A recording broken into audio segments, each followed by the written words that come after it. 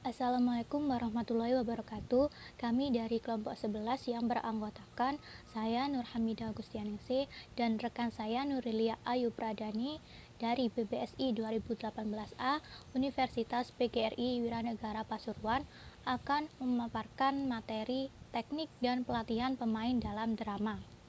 Menurut kelompok kami, teknik dan pelatihan pemain dalam drama ada 4 poin. Yang pertama, pengertian drama. Yang kedua, pengertian pemilihan pemain dalam drama. Yang ketiga, teknik pelatihan pemain dalam drama. Dan yang keempat, tahapan pelatihan pemain dalam drama. Saya akan menjelaskan poin yang pertama, yaitu pengertian drama. Menurut Harimawan, tahun 1988, halaman 1, kata drama berasal dari bahasa Yunani, yaitu draumai, yang berarti berbuat, berlaku, bertindak, atau bereaksi, dan sebagainya. Istilah drama juga berasal dari bahasa Prancis, yaitu dram, yang berarti drama bermaksud menjelaskan lakon-lakon mereka tentang kehidupan kelas menengah. Jadi, pengertian drama di sini adalah jenis sastra berupa lakon yang ditulis dengan dialog-dialog yang memperhatikan unsur-unsur dengan gerak atau perbuatan yang akan dipentaskan di atas panggung. Kemudian poin yang kedua adalah pengertian pemilihan pemain dalam drama. Pemilihan pemain dalam drama disebut juga dengan casting. Casting adalah proses pemilihan pemain sesuai dengan karakter dan peran yang akan dimainkan. Pemain drama ditunjuk menjadi salah satu tokoh dalam naskah drama. Dalam hal ini, pemain yang telah ditunjuk harus bisa memahami watak, sifat, tingkah laku, dan gerakan tokoh yang akan dimainkannya. Pemain yang telah ditunjuk harus bisa mengekspresikan dialog sesuai dengan watak tokoh dan situasi dialog. Ekspresi dalam dialog bisa berupa ekspresi marah, sedih, gembira, bahkan menangis, takut, bingung, dan lain-lain. Kemudian poin yang ketiga adalah teknik pelatihan dalam drama. Yang pertama adalah salah satu unsur dalam pementasan teater atau drama adalah pemain atau pemeran atau tokoh. Jika pemain, pemeran atau tokoh dalam drama tidak ada, drama tidak akan berjalan sesuai yang diinginkan.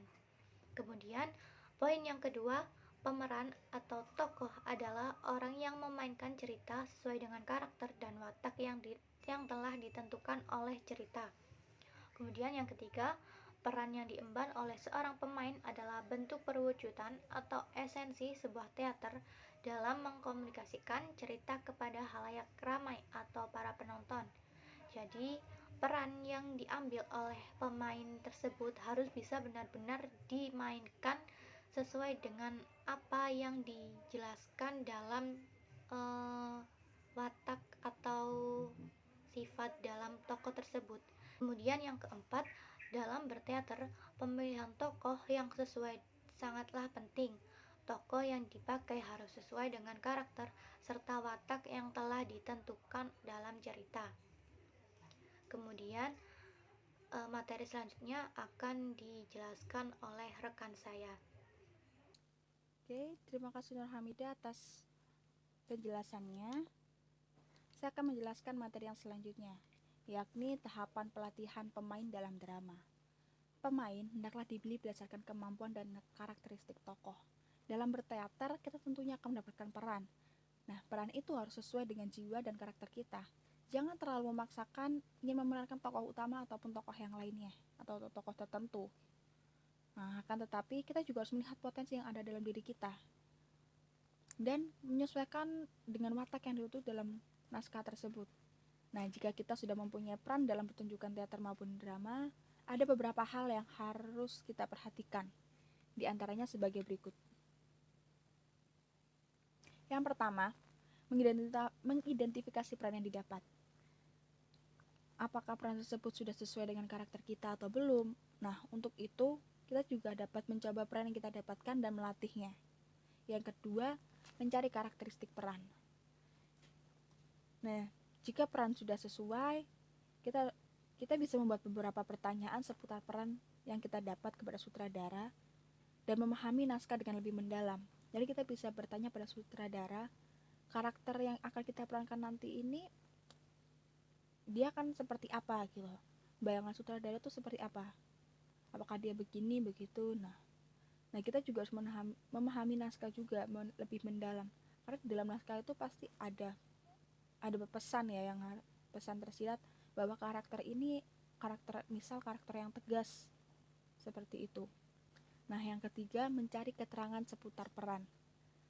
Misalnya, kita bisa mencari nama, umur, pekerjaan, tingkah lakunya, logat bicaranya, caranya berjalan, caranya berpakaian, dan sebagainya.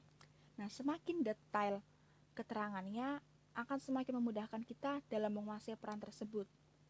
Dan yang keempat, yakni jika dalam naskah tidak dijelaskan mengenai karakter yang didapat, kita bisa menafsirkan sendiri dengan kemampuan yang telah kita miliki. Nah, maka dari itu kita harus untuk mengobservasi dengan melihat dan mengamati setiap tingkah laku dan kebiasaan orang yang akan kita perankan. Kita bisa membuat catatan kecil untuk dianalisis dan didiskusikan bersama teman. Nah, yang kelima, yakni jika karakter yang didapat tidak ada di lingkungan kita, hendaknya mencari referensi. Misalnya kita akan memerankan tokoh Ken Dedes. Nah, secara otomatis kita juga harus mencari referensi di buku atau bertanya kepada orang yang mengetahui sejarah, atau bisa juga kita bertanya kepada guru kita. Nah, yang keenam, setelah memahami karakter peran kita, yang harus kita latih adalah karakter suara atau vokal yang sesuai. Kita harus menyesuaikan suara dengan logat atau karakter. Nah, karena setiap vokal setiap tokoh itu pasti berbeda-beda. Ada yang menggunakan logat Jawa, ada yang logat Sunda, logat Batak, dan sebagainya. Atau ada yang ketika dia berbicara, dia lemah lembut. Atau bisa juga pembicaranya tuh santai tapi tegas. Ada juga yang menggunakan nada yang tinggi dan perkataannya cukup tegas dan mungkin menusuk hati. Jadi kita harus memahami karakter suara yang sesuai dengan peran tersebut. Nah, yang ketujuh, berlatih pola gerak pertunjukan. Pola ini bisa kita latih dengan cara memahami gerakan objek, peran, dan disesuaikan dengan pola gerak lantai teater yang sesungguhnya. Latihan ini merupakan rangkaian gerak tubuh dalam pencarian gerak yang sesuai dengan peran.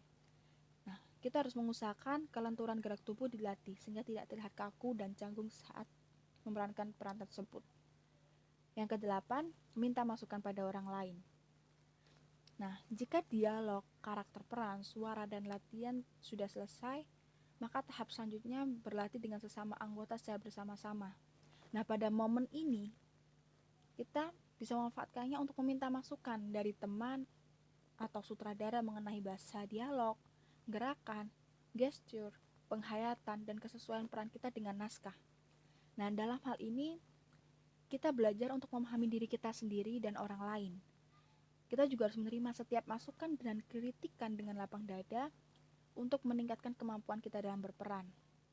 Nah, kita juga harus terus mencoba berperan sampai benar-benar merasa pas bagi diri kita sendiri dan bagi kelompok kita. Nah, yang kesembilan, meningkatkan motivasi untuk berlatih. Kita juga harus meningkatkan motivasi untuk berlatih bersama-sama dengan kelompok kita tentunya. Yang ke-10, menanamkan kepercayaan diri. Nah, menanamkan kepercayaan diri ini bisa kita mulai dengan membentuk kepercayaan terhadap diri kita sendiri, bahwa kita bisa bermain teater ataupun drama dan bisa bermain dengan bagus. Nah, setelah kepercayaan diri sendiri kita itu terbentuk, baru kita membentuk kepercayaan diri kepada kelompok kita. Perlu kita ingat juga, keberhasilan bukan hanya ditentukan oleh kelompok kita saja, tetapi juga ditentukan oleh penonton. Nah, ketika kita menampilkan sebuah tampilan yang cenderung tidak percaya diri atau kurang percaya diri, pasti itu tidak akan maksimal dan dilihat oleh penonton pun penonton yang melihatnya pun pasti akan merasa terganggu gitu. Wah, kenapa kok perannya nanggung ya? Wah, ini kelihatan kurang percaya diri, jadi kurang maksimal. Nah, itu tentunya akan menimbulkan penilaian buruk terhadap bagi penonton gitu ya. Nah, sedangkan ketika kita memerankannya dengan penuh kepercayaan diri, pasti hasilnya juga akan maksimal, tidak terlihat ragu-ragu dan terlihat kita sangat proper pada penampilan kita. Jadi penonton yang melihatnya pasti pun akan merasa terhibur, merasa itu sudah sempurna seperti itu. Nah, yang terakhir yaitu berkonsentrasi dengan memusatkan energi kita pada pertunjukan. Nah, setelah kita memperhatikan hal-hal yang harus kita perhatikan dalam drama, nah kita juga harus berlatih. Nah, latihan-latihan ini ada 5, yaitu yang pertama latihan membaca. Latihan ini bertujuan supaya pemain dapat mengetahui hubungan satu sama lain serta konflik, suspense, dan klimaks yang terdapat di dalam naskah drama. Yang kedua, latihan blocking. Dalam hal ini bertujuan untuk menentukan blocking setiap pemain, yakni gerak dan pengelompokan pemain. Sedangkan setiap gerak, mimik itu harus mempunyai arti dalam pengekspresian lakon yang dibawakan pemain dengan wajar dan mempunyai alasan yang tepat. Yang ketiga, latihan karya. Dalam latihan karya, pemain dituntut untuk dipastikan sudah hafal teks beserta gerak laku yang sinkron yang nantinya akan menggambarkan watak serta karakter yang dibawanya dengan wajar. Nah, yang keempat, latihan pelicin. Latihan pelicin ini bertujuan agar pemain benar-benar menjalani dan memerankannya dengan baik. Dalam menghayati suka dukanya, perjuangannya, kejayaannya, serta kegagalan yang akan nampak pada diri tokoh yang akan diperankan olehnya. Dan yang terakhir, latihan umum. Latihan umum ini merupakan latihan akhir untuk mempersiapkan semua kebutuhan pentas dari kesiapan para pemain, para karyawan pentas, dan lain-lain. Latihan ini diadakan untuk membiasakan para pemain dengan respon dan seaksi dari para penonton, agar pada saat pementasan yang sebenarnya mereka tidak gugup dan benar-benar sudah siap. Biasanya latihan umum ini sering kita sebut dengan